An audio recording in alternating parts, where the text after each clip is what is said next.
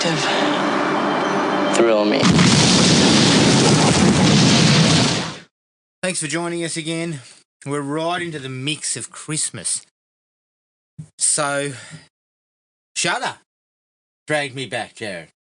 Of course they did. When I saw it, it was coming to US Shudder. I was like, fuck. Clearly it's not coming to Australian Shudder. Yeah. But bugger me, Yep. it was there.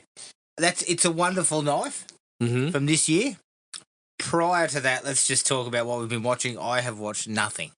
Good. Zero. Oh, Christmas movies. How was that? There was nothing. Well, the Christmas movies were great.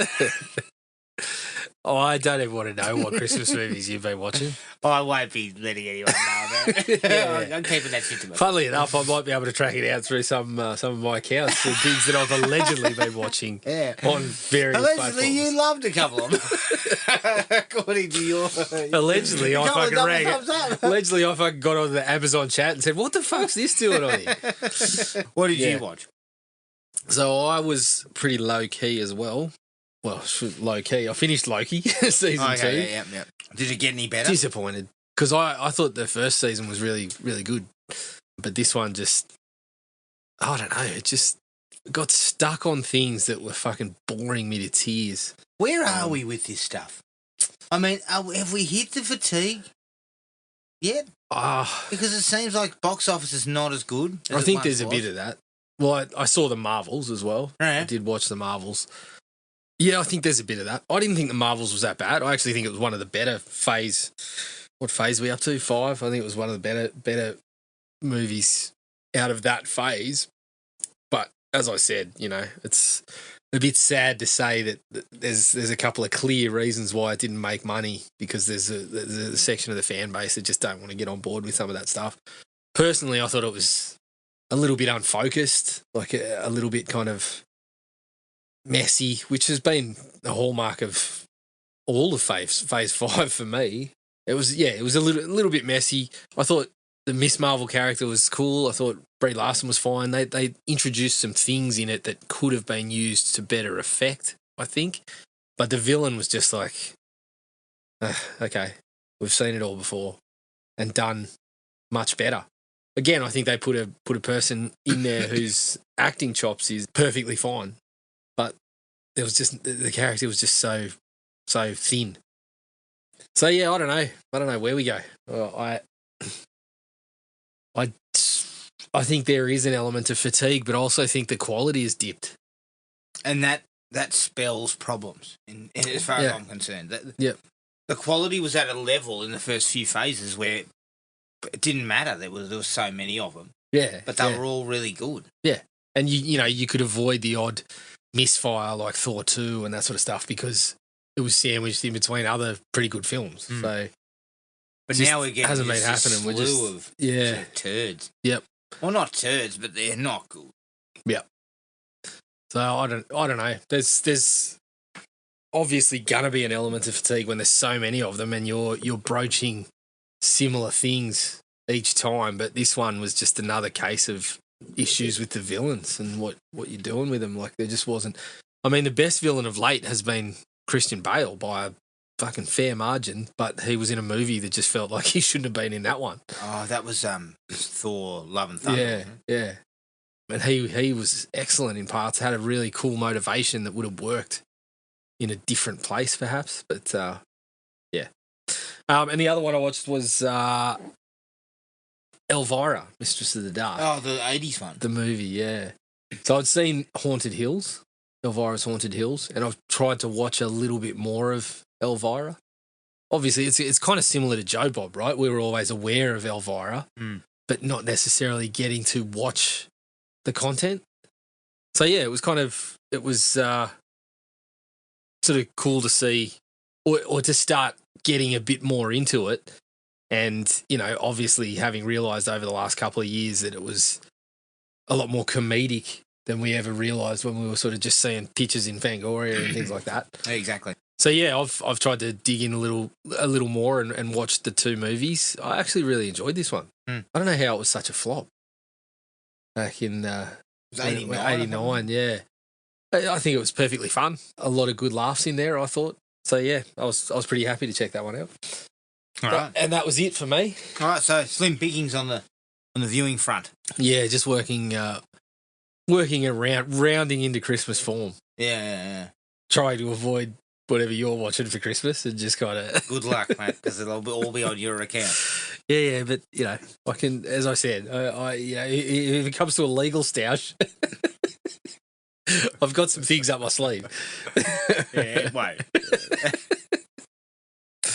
All right, let's take a break. Here's the trailer to 2023's It's a Wonderful Knife. Angel Falls, I give you Christmas. The lights are so pretty. This is perfect. What did you eat?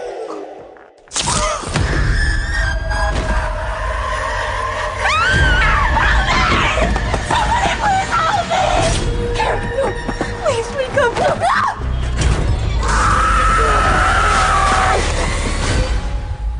Mayor Waters? Last Christmas still haunts me. Time to let that go. No one cares. Everyone would be better off if I was never born. Did you see that? Did the power go out? Oh my god. I stood under the aurora and said everyone would be better off if I never existed. Well, wish granted. The angel strikes every couple of weeks. How can that be? Do I know you? It's Winnie, you know that. Okay. This her? Hi, I'm Henry Waters. You're safe now. He's not gonna get you. No one in this town knows me. Who are you? Dad, you weren't around to stop him, so he just kept going. He likes killing. I'm here now. Let's have some fun. Hey, you! Hey, Merry Christmas.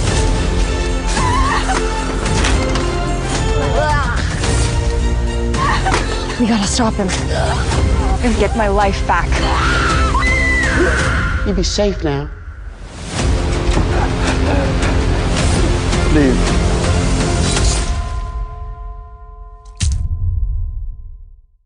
It's a Wonderful Knife from 2023, directed by Tyler McIntyre, who directed The Tragedy Girls, produced by Michael Kennedy, Daniel Bakerman, who produced The Witch, Seth Kaplan, who produced Blood Feast, and John Negroponte, who produced VHS 99. It's written by Michael Kennedy, who wrote Freaky. It stars Jane Widdop as Winnie Carruthers, Joel McHale as David Carruthers, Justin Long as Henry Waters, and Catherine Isabel as Gail Prescott. Couldn't find any details about the budget. And currently the box office is about $825K worldwide. Catherine Isabel plays a character named Gail Prescott, paying homage to the characters of Sidney Prescott and Gail Weathers from Scream. All right. Thoughts, Jared? Well, I thought it started reasonably strong. It's another one of these in the in this sort of freaky and totally killer mold.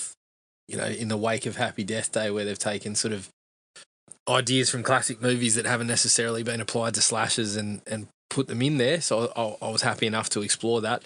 I think it really starts to turn once we get into the change, and not for the better. The kills start to slow down. The story isn't necessarily all that engaging, and there's not a lot of surprise to it. So yeah, it was. It kind of sucked, to be honest, to have not the movie, but it kind of sucked to have a strong start and then just have it never really get back to that. So I think I went 2. I thought it was a cool idea, and for about half an hour it actually delivers on that idea. But then it just runs out of steam, kind of. And it loses focus on what it wants to be. And it's pretty damn boring in the middle. Like, there is not a lot happening, and it's kind of boring. I thought some of the performances were okay. I thought the killer looked cool. But overall, it's just let down by that lack of focus, so I gave it 2.5. Fair. All right, straight out of the gate, I thought the concept was cool. Yeah, of course. Yep, it's another good way to go, I think, and especially it's got the added bonus that it's a Christmas slasher, and you can see sometimes people are going for that to have it to give the movie some legs and some longevity that it'll be something you come back to. Yeah. So yeah, I think it was a wise sort of idea to go with that setup. Yeah, and I think it actually reminds me a little bit of Frequency in the concept situation. Yeah, that you change a certain thing and then everything else in the timeline changes. Yeah. Oh, well, I thought Totally Killer was definitely one that reminded me more. I mean, obviously, It's a Wonderful Life, and it was pretty clearly playing on A Christmas Carol and stuff like that. So, yeah, I didn't necessarily get Frequency as much. I can see what you're saying, but there was less of the, if I do this, I see the immediate result of it, or Correct. someone else sees the immediate and result obviously, of it. it's trading on that whole, what if I wasn't here? Yeah. Yeah. And so when I'm not here, it's kind of, the place kind of looked a bit like Back to the Future too. Yeah, yeah. Everything's all run down and ruined and everything like that sort of vibe. But conceptually, I think it works. Oh, absolutely. And could have been really, really cool. Yeah, I mean, immediately after watching it, I was kind of sitting there thinking exactly that. I was like, I hope someone else takes a go at this, the same idea. Agreed. I think, and this is the thing. Totally Killer works is a similar type of concept, I guess, in a way, but does it 10 times better. Yeah, definitely. Justin Long, piss funny. Yeah, those fake teeth. He was a real tosser. Yeah, I couldn't stop laughing at the teeth. I don't know why. Sort of, and he kept looking like he looked like fucking Chevy Chase in Fletch. I was getting Donald Trump vibes. There was a bit of that too. But yeah, every time he kind of walked in and he had he was showing off the big choppers. I couldn't stop laughing at it. He's kind of the best bit of the movie. Like he's very good. His involvement is good. Like every time we see him, he kind of sort of steals the sequences that he's in. Yeah, I thought the cast in general was really quite strong, considering. Yeah. There was a few names. Obviously, I'd sort of kept up on this and read a few little reviews and whatever, but I'd missed that Joel McHale was in it. I'd missed that Catherine Isabelle was in it. So I was pretty happy when I saw the cast. Yeah, the cast is fine. Yeah. And I think they do serviceable jobs. Look, I'm not going to knock Joel McHale because I think he's a reasonably fine actor. Yeah, a solid actor. But there is always this feeling that he's going to make you laugh. Yeah, well, that's... My note was, like, I'm always fine to see Joel McHale, although I'd much rather it be on The Soup. Exactly. I'd much rather they revamp The Soup and bring him back to doing that sort of shit, because that's what he's perfect for. He'll just stand there and put on a facial expression and you just think he's just going to crack a gag. Yeah. And look, they try...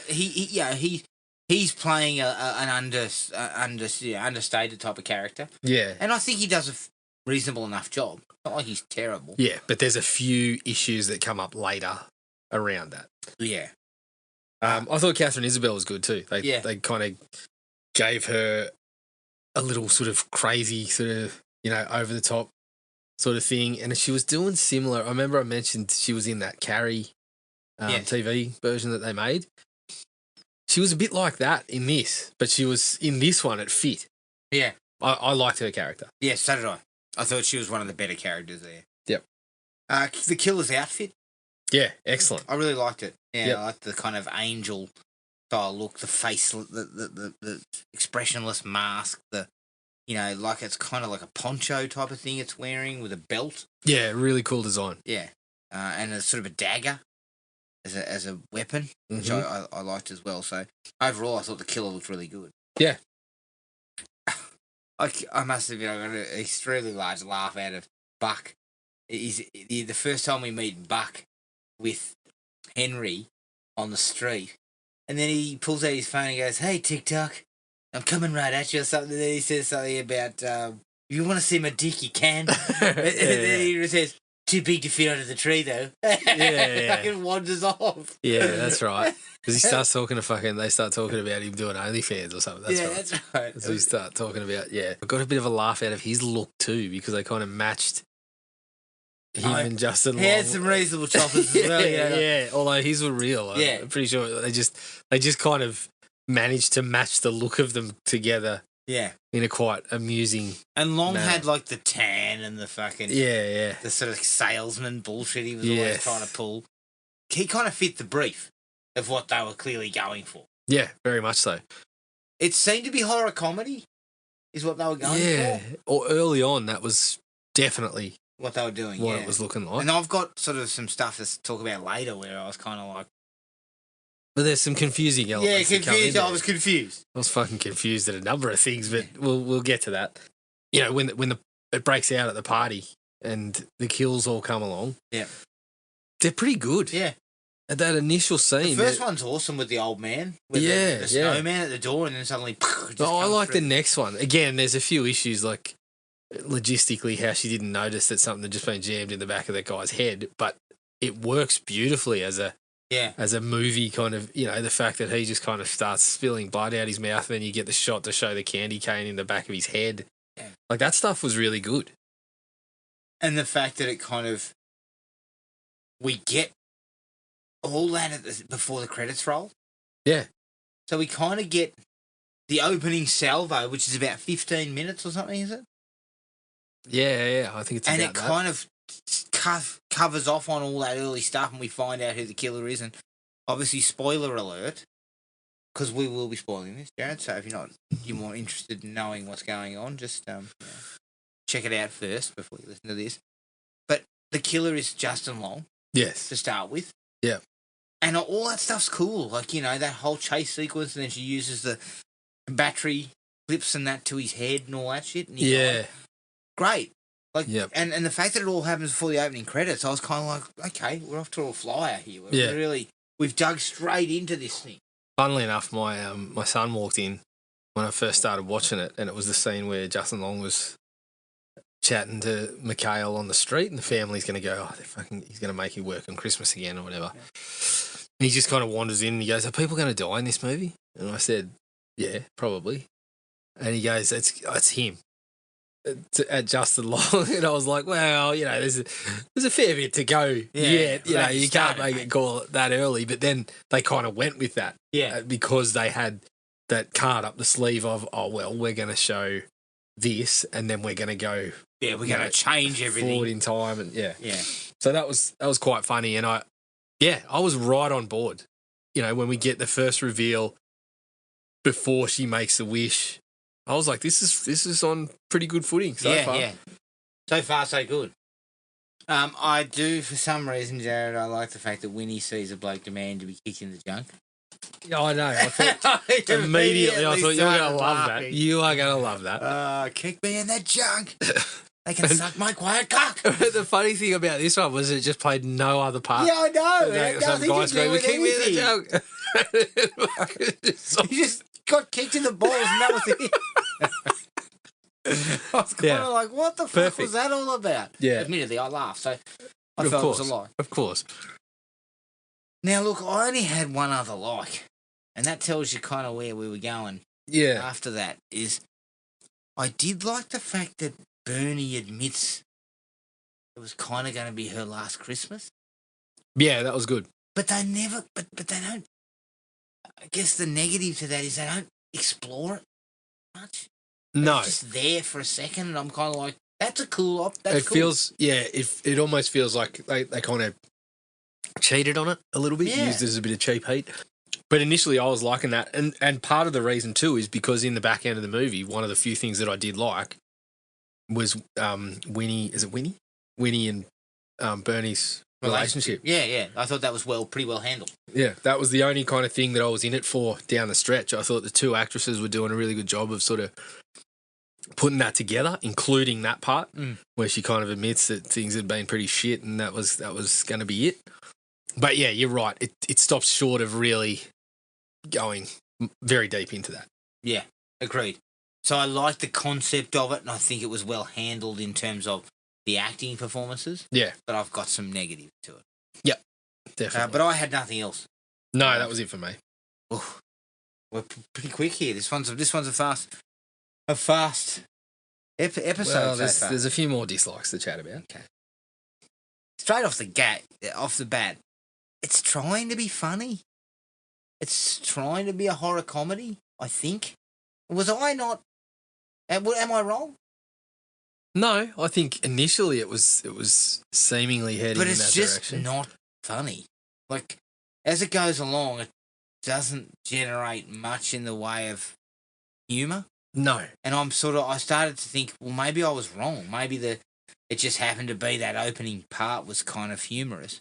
My biggest issue wasn't necessarily that, but it's kind of like, you know, a little bit of comedy kind of goes hand in hand with the slasher sometimes. I just felt like after The Wish came along that we forgot the slasher part of it too. Yeah. So there was large chunks where we're working around this, but we're not, you know, there's limited kills and they're not very good. And so, yeah, I was a little disappointed from that sense as well. It didn't really get either of them all that right. No.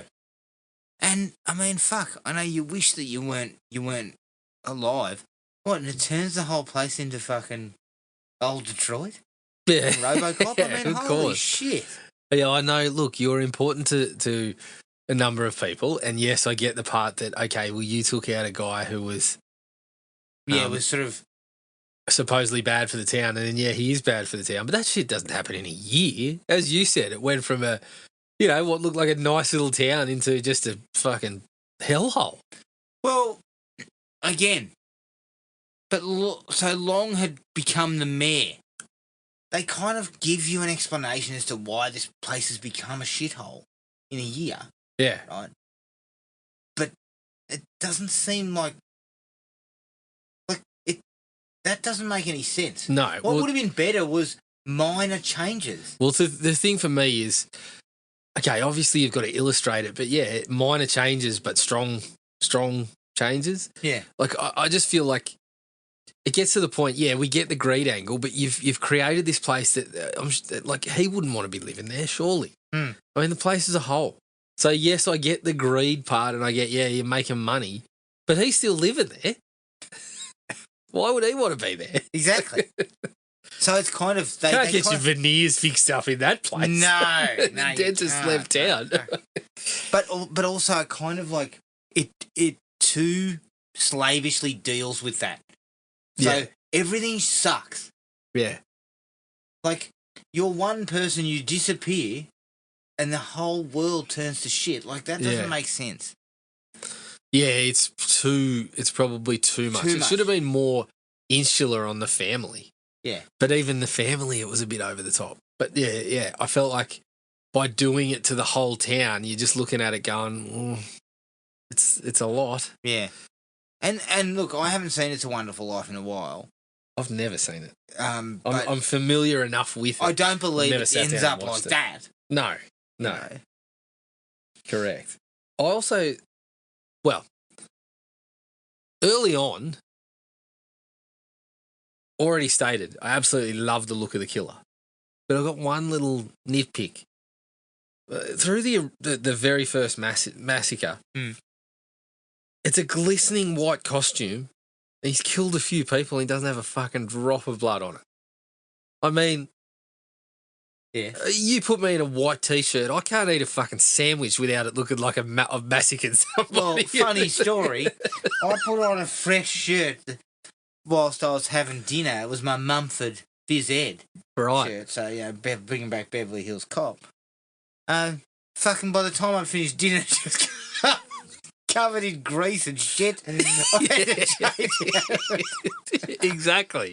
So if you're wearing this glistening white flowing robe... And last time I checked, arteries fucking geysered blood out. Yeah. They didn't just, a little bit didn't just leak out. I mean, to their credit, they do come around to it in a later set of kills, and they do a very stylish, splash of blood across the costume during a kill, and, it's framed up nicely and whatever.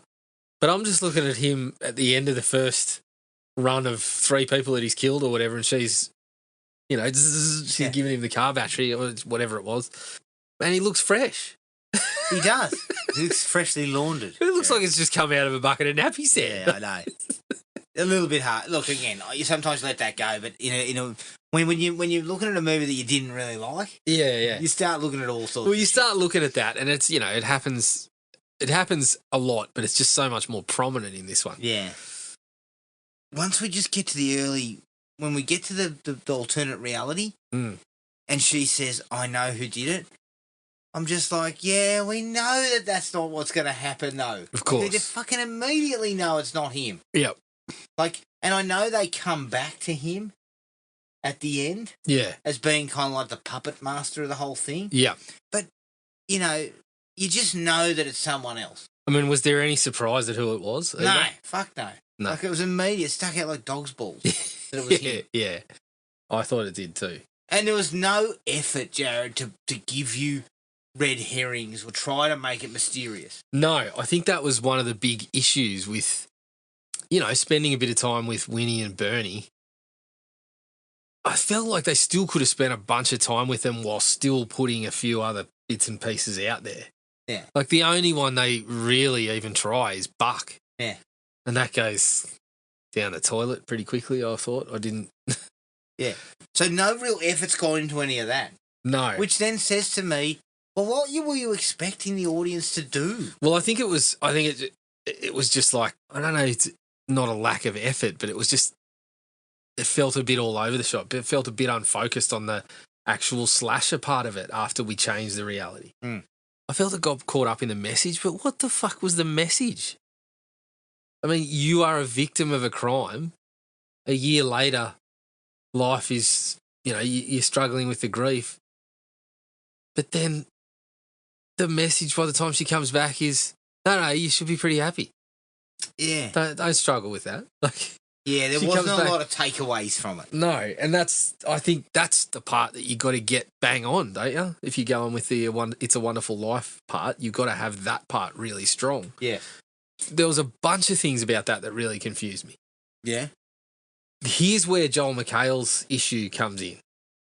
For me, you mentioned, and you've probably got a bit more to say about it, but the whole dramatic versus comedy thing for him. We're supposed to be getting a little bit of dramatic when we get to the Christmas Day a year later, right? Yeah. It just comes off as really odd. The behaviour of the family, it's partly the writing that we're fucking pretending that we're not talking about it or something like that. But you see McHale and he's trying to do that, the classic Joel McHale shit-eating grin. It doesn't really fit with the trying to be dramatic about it. And it all culminates with everyone else is just pretending things are just going along and whatever. It culminates with her getting a tracksuit and him getting a car. And I'm like, look, I don't mind getting underdone on the Christmas presents occasionally, but if that happens, I'm blowing up too. Jared, one year I got a packet of custard creams. Okay, so fucking shut up. And you know what, Jared? I hate custard creams, but I fucking hate them. I hate every one of them. Yeah. Okay? Yeah, I get the shits. I got dudded. I get a tracksuit, a lesbian tracksuit, I believe she calls it. Yeah.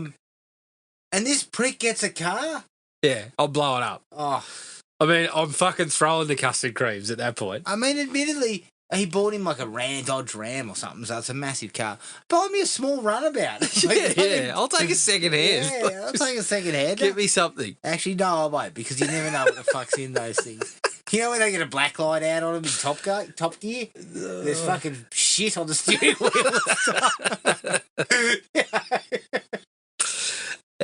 Let's see. Do we talk about the logistics of how you get it there? Yeah. Oh no, that's pretty. You must have bought the. We wipe our fucking bums with our hands. It must have been that you purchased the car off that poor bloke. Remember there was that story of the bloke that was speeding home because he had diarrhea.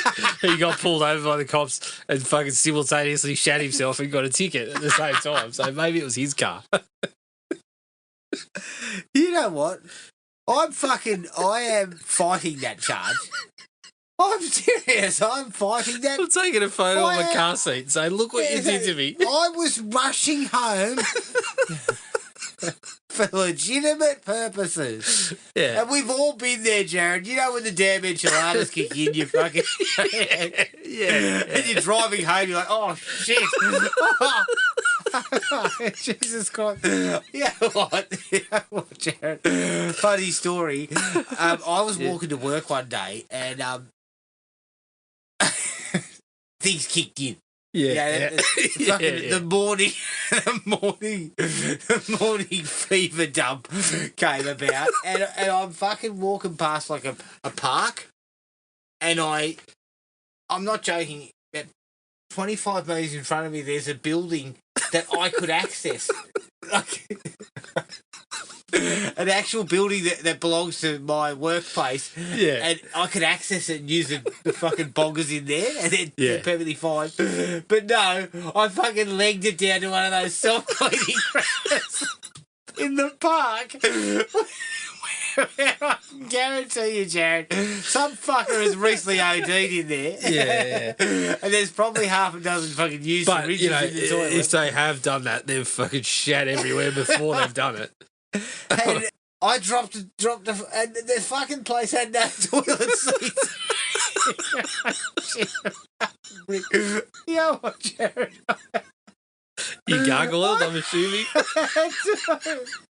I had to fucking engage my core.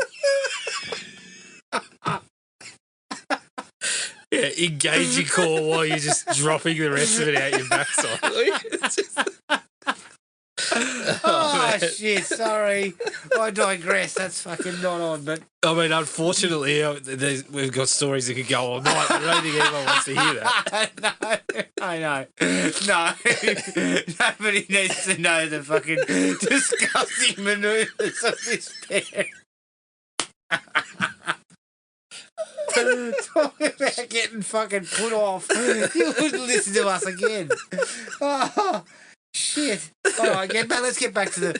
Let's get away from... Back on the straight line here.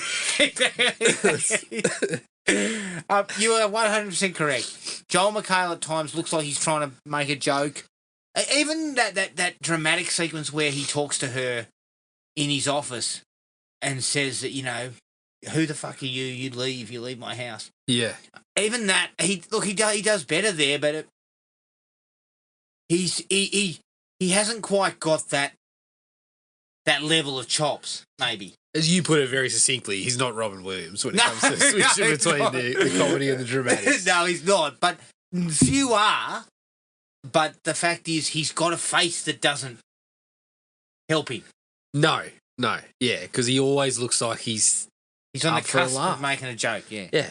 He looks like the bloke you want to say, yeah, let's go down to the pub and fucking have a good old laugh. And yeah. I think there might have been a little bit of CGI blood too, Jared. Possibly. The candy cane death, and you know how I feel about that shit. Yeah. Come on. I mean, fuck. If Tom Savini could do it in 1980, you pricks can do it now.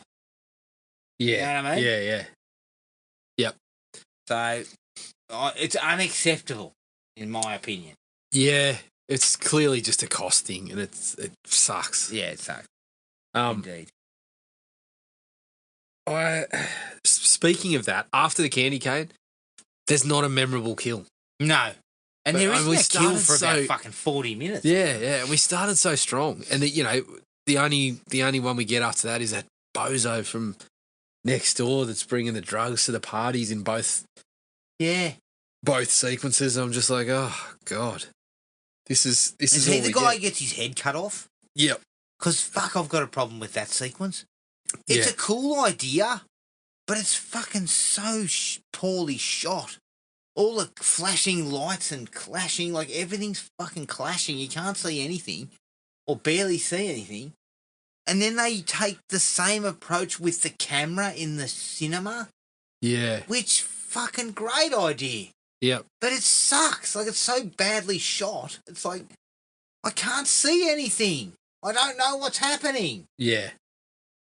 You need to clean that up. That's your job. It's touch and go when you do something like that because it can work beautifully, but then yeah, it's probably easier to get wrong when you're dealing with something where you're just getting a flash every few seconds of the frame and stuff. It's got to be good. I believe they use something similar in Saw, but it works better. Yeah, it works a lot better in Saw.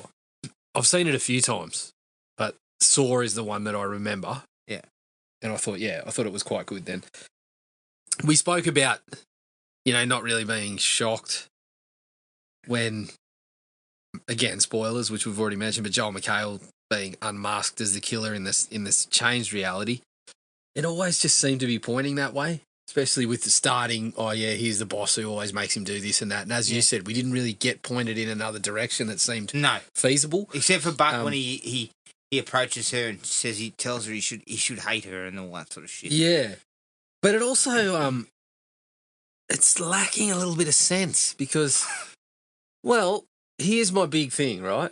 We laughed heartily last week when you were talking about comparing heights and shit. But she specifically says, he's kind of your height. And I get, well, she's talking from a sense that she already knows you did this. Yeah. But Joel McHale's like 6'4". Justin Long's like 5'8". Justin Long is very short. But she's already had an encounter with him the second time.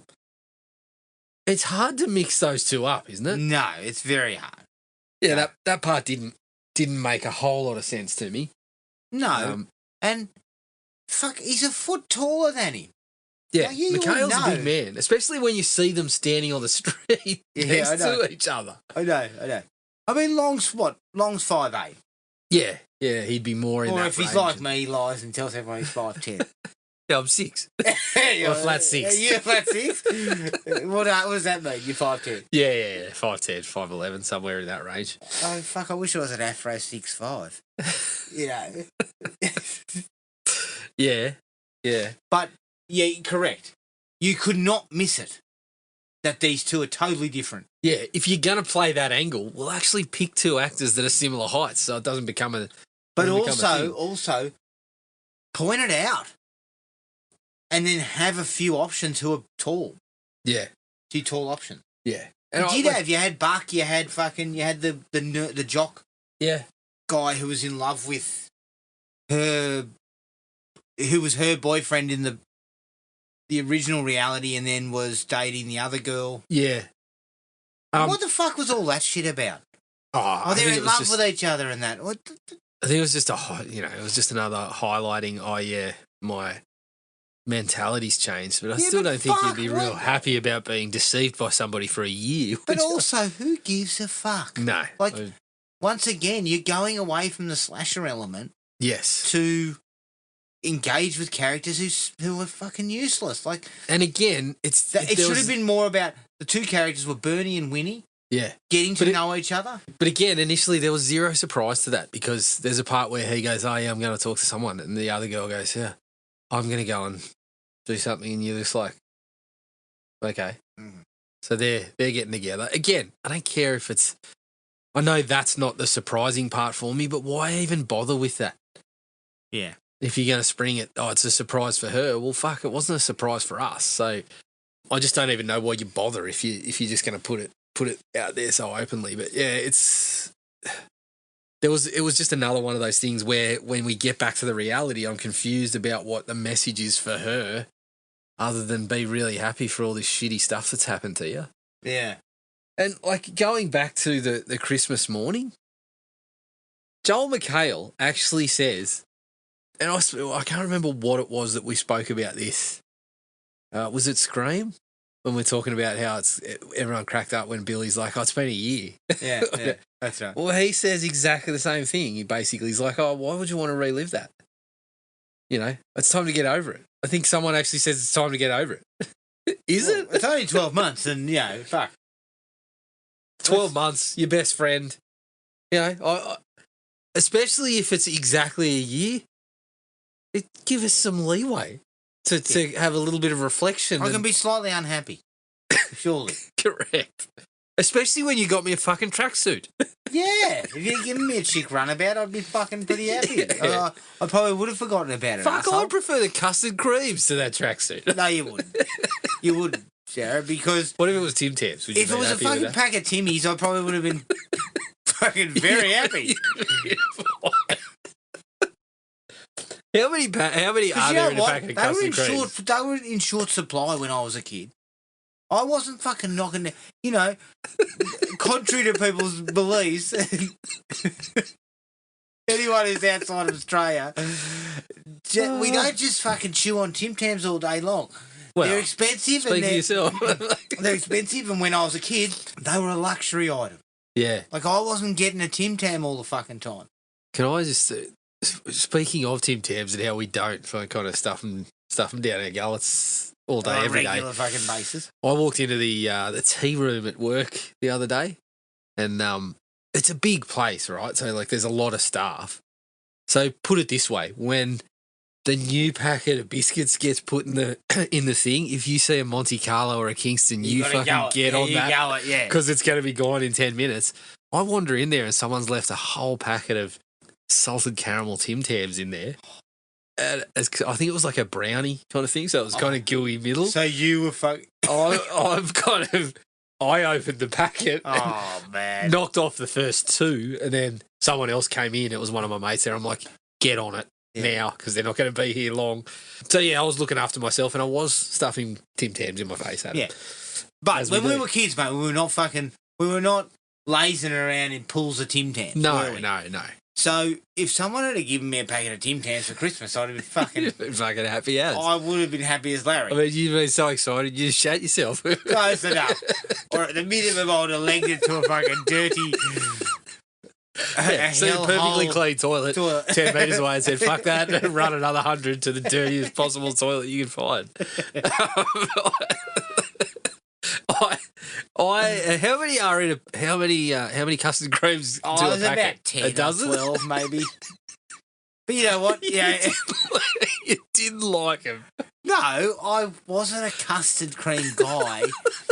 I tell you what, if you're looking for cream with me, take notes here, everyone. But Kingston, Monte Carlo, they're creamy. I like those ones, but I like an orange cream. Okay. I'm slightly off skew. Jared. Well, no wonder people were buying you other things. Like, fuck, surely no one likes an orange cream. You got that wrong. Maybe you said custard cream. Well, I can tell you this much. I ate them still. Yeah. Well, this is what happens at Christmas. It's the spirit of Christmas. So you eat a fucking packet of custard creams. Well, we come from a family where people often get things that they specifically mentioned. I recall saying directly to your mother one time, I don't really like plum pudding. And the next at Christmas that year, she's like, I got a plum pudding because Jared likes that. I'm like, no, I don't. I think you were speaking to a different person. I told you specifically I don't like plum pudding. Yeah, fuck. And look, fruit and cream is a big deal in our house. Yeah, of course. But this year we're doing the club. Yes. You'll find me in the club this year. Yeah. And it pissing and moaning when you get served up a fucking... Well, I haven't even fucking got there and I'm pissing and moaning because it doesn't include grog. The price does not include grog. Who teed that up? Oh, fucking hell. You didn't get me a fucking beverage package? I'll tell you this, mate. Some prick with no fucking sense. Fucking beverage package. To me, if I'm paying $125 a head, I want to get shit-faced too. Yeah, fuck. Well, at the minimum, lightly sozzled. I'm smoking up a brisket, so I'll be drinking beer the whole time. Oh, so you smoking it up out here, are you? I'll be smoking a brisket. Fucking hell, I might have to turn up here. Gagging for a beer by that point. I've had a fucking bit of dry old lamb. Yeah. I need a beer. I've fucking immersed myself in an old person's fucking buffet. Yeah. The fucking chicken was as old as the clientele. It was cooked by fucking ancestors, so it was as hard as a rubber boot. Holy shit. You're going to love it, I can tell. Yeah, I'm looking for, as everyone can clearly hear, I'm fucking looking forward to Christmas in the big way. Oh, good. Can't wait. Have you got anything else? Because I had nothing else. I did. I think it was like the ending.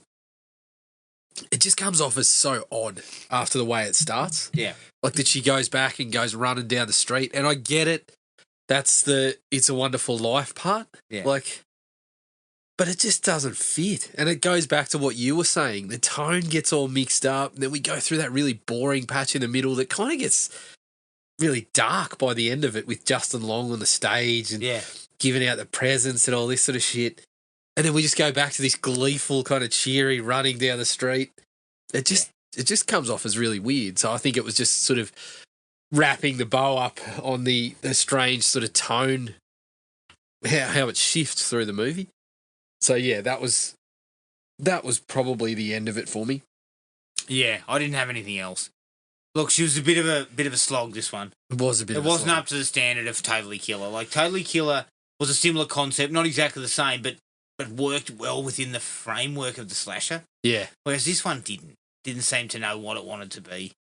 It wanted to be a slasher in parts. It wanted to be comedic in other parts. It wanted to be dark in other parts. Like, it's just pick one. Pick one, yeah. Pick one. And if you're talking to me, get the message right. Get the fucking the change between, you know, I like tying it to the killer. That would have worked perfectly fine, but it just didn't feel like it really landed. It was just kind of meandering to this message that when you got there, you're just like, really? That's really strange. Telling the person that was close to death, nearly lost someone that they love, did lose their best friend, to just kind of be like, oh, just get over it. Buck up, you'll be fine. Come back to her, oh, I'm bucked up now. We're perfectly fine now. Like, that just seems... And then Joel McHale comes in and goes, oh, we'll stop... I can't remember what he says, but he essentially says, oh, we'll start talking about it. We'll stop ignoring it now. What? Yeah, I don't know. Too many mixed messages, Jared. Mixed messages. Correct. I think the only thing that I did actually enjoy was the two leads kind of getting together, and I did enjoy the Bernie storyline. So that part of the ending did work for me. Yeah, fair enough. All right, that is It's a Wonderful Knife. You can find us on Podomatic, iTunes, Spotify, and wherever else you get your podcasts. Send us an email, thrillme@iinet.net.au. We're on Facebook at Thrill Me Podcast Australia, Podomatic at thrillme.podomatic.com, and Instagram at thrillmepodcastau. Make sure you rate and review us on all the platforms. It's Christmas time, so expect a couple of Silent Night Deadly Nights and a bit of other sort of certifiable bullshit in here. Can't wait. For over the next few weeks. But keep an eye on the Facebook page. You'll know what we're covering in the next few weeks. But until then, take it easy, everyone, and we'll catch you later. Cheers. Find the podcast at Podomatic or on iTunes. Don't forget to rate and review. Like us on Facebook at Thrill Me Podcast Australia, or contact us at thrillme, all one word, all lowercase, at iinet.net.au.